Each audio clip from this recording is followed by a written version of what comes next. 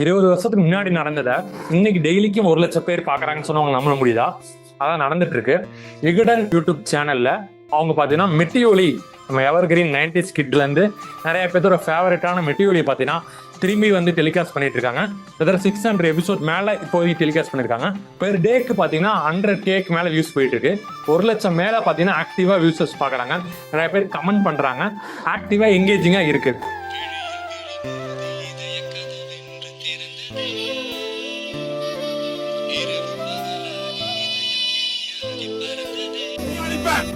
குறுக்கு இந்த கௌசிக் வந்தா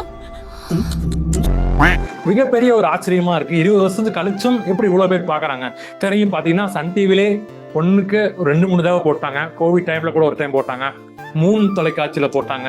இப்ப செகண்ட் வேவ் அந்த டயத்துல பாத்தீங்கன்னா கலைஞர் டிவில கூட ஒரு டைம் போட்டாங்க. இத்தனை டிவில மெட்டிஒலி வந்து டெலிகாஸ்ட் பண்ணியிருந்தாலும் இன்னைக்கும் இவ்வளவு பேர் 1 லட்சம் பேரை பாக்குறாங்க.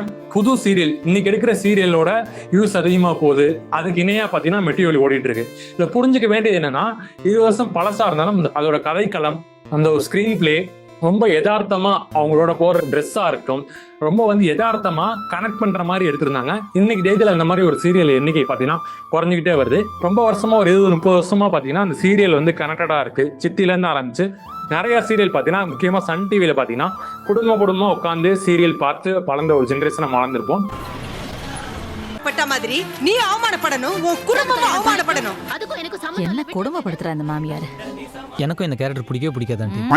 அதுல ஒரு கட்டத்துல வந்து ஃபர்ஸ்ட் பாத்தீங்கன்னா இவங்க வந்து ஃபீமேல் மட்டும் தான் பார்ப்பாங்க, மாமியார் மருமக இந்த மாதிரி ஒரு சொல்லியிருந்தாங்க. எல்லா வீட்டுல இருக்க எல்லா தரப்பட்ட மக்களும் கொஞ்சம் அலைஞ்சு திரிஞ்சு கொஞ்சம் ஃப்ரீயா எல்லாரும் ஒன்னா உட்காந்து பாக்குறது, குடும்பங்கள் உறவை பாத்தீங்கன்னா பிரதிபலிக்கிறதா பாத்தீங்கன்னா மெட்டிஒலி மாதிரி ஒரு முக்கியமான சீரியல். அந்த சீரியல்ல அந்த சிதம்பரம் அவர்கள் கேரக்டரா இருக்கட்டும், அவர் வந்து ஒரு பத்திரம் எழுத்தாளராக இருப்பாரு. எல்லாத்துக்குமே கதை தெரிஞ்சிருக்கும். 5 பொண்ணுங்க, அந்த 5 பொண்ணுகள் கேரக்டருக்கான ஒவ்வொரு கத்தருக்கும் ஒவ்வொரு கேரக்டர், அவங்க குடும்பம் இந்த மாதிரி சுத்தியே பாத்தீங்கன்னா இந்த குறிப்பிட்ட மினிமம் கேரக்டர் தான். பட் அந்த மினிமம் கேரக்டரோட ஸ்கிரீன் பிளே, அவங்களோட ரோல் இதெல்லாம் பார்த்தா அவ்வளோ எங்கேஜிங்கா கிட்டத்தட்ட 800 எபிசோட் மேல கொண்டு போயிருந்தாங்க. 2002ல மெட்டிஒலி ஆரம்பிச்சதுக்கு 2005 வரைக்கும் முடிஞ்சிருக்கு. மிகப்பெரிய ஒரு சக்சஸ்ஃபுல் ரேட்டை வந்து கொடுத்துருக்கு. அவ்வளோ வியூவர்ஸ் டிஆர்பி அப்போ பார்த்துருக்காங்க. சன் டிவிக்கு ஒரு மிகப்பெரிய ஒரு பூஸ்டப்பாகவே அந்த டைமத்தில் இருந்துச்சு.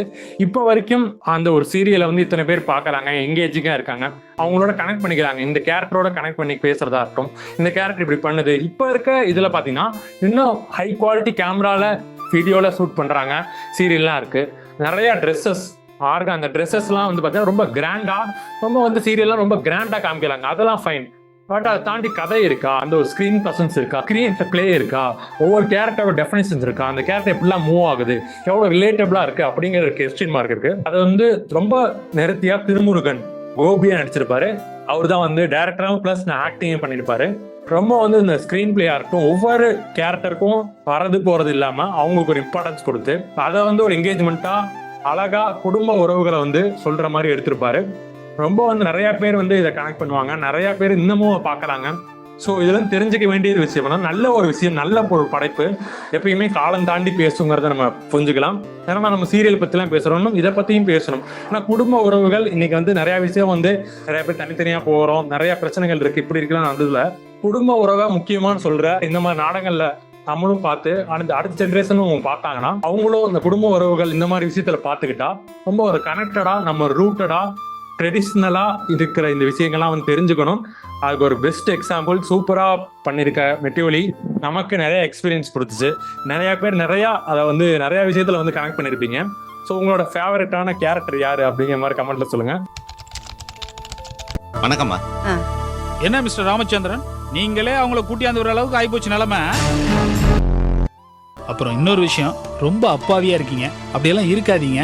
திரும்பவும் சொல்றேன், உங்க சம்பந்திக்கிட்ட ஜாக்கிரதையா இருங்க. இதோ பாரு நிர்மலா, உங்க அண்ணன் உங்க அம்மாவை வாழ்த்திட்டு போறாரு. 100 வருஷத்துக்கு வாழணுமா? இப்பவே டார்ச்சர் தாங்க முடியல, இன்னும் 100 வருஷத்துக்கு தாங்க முடியுமா? மூளை இல்லாத உங்க அம்மாவுக்கு எப்படி பிரெயின் டியூமர் வந்திருக்குன்னு நான் யோசிச்சிருக்கணும்.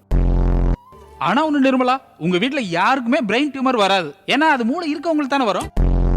நமக்கு நிறைய பேர் இருக்காங்க. உதாரணத்துக்கு செல்வமா இருக்கட்டும், கோபியா இருக்கட்டும், போஸ், இந்த மாதிரி நிறைய பேர், சரோவர்களா இருக்கட்டும். இந்த மாதிரி அந்த கேரக்டர் நேம்லாம், ஒவ்வொரு கேரக்டர் நேமும் நமக்கு இன்னமும் ஞாபகம் இருக்கு, இன்னமும் கரெக்ட் ஆகிற மாதிரி எடுத்திருந்தாங்க. இந்த அழகர் குளம் அவங்க வீடு காமிக்கிறதா இருக்கட்டும், ஒவ்வொரு வீடுகளா இருக்கட்டும், அந்த வீடுகள்லாம் கூட ரொம்ப வந்து நம்ம நெருக்கமா இருக்கும்.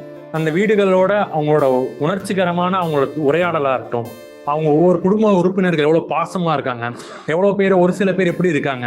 மனிதன் பார்த்தீங்கன்னா நிறைய பேர் நிறைய குணத்தோட அதிசயங்களும் இருப்பாங்க. இந்த நாடகத்திலே பார்த்தீங்கன்னா நிறைய குணத்தை வந்து காமிச்சிருப்பாங்க. ஒரு தப்பான கணவனாக இருக்கட்டும், ஒரு ரொம்ப வந்து நல்ல ஒரு கணவனாக இருக்கட்டும், ஒரு வழி மாறி போன ஒரு பொண்ணாக இருக்கட்டும், ஒரு சந்தேகப்படுற ஒரு ஆணா இருக்கட்டும். சார் இவன் என்ன பண்ண சார்? இந்த மாதிரி ஒவ்வொரு கேரக்டரும் பார்த்தீங்கன்னா அது வந்து பொது சமூகத்துல இருந்து யாரோ ஒருத்தர் ரிலேட் பண்ணிக்கிற மாதிரி இருக்கும். அந்த மாதிரி நபர்களை வந்து ஒரு வடிவமைச்சு அதை நம்ம முன்னாடி ப்ரெசென்ட் பண்ணியிருந்தாரு. திருமுருகனுக்கு ரொம்ப பாராட்டலாம்.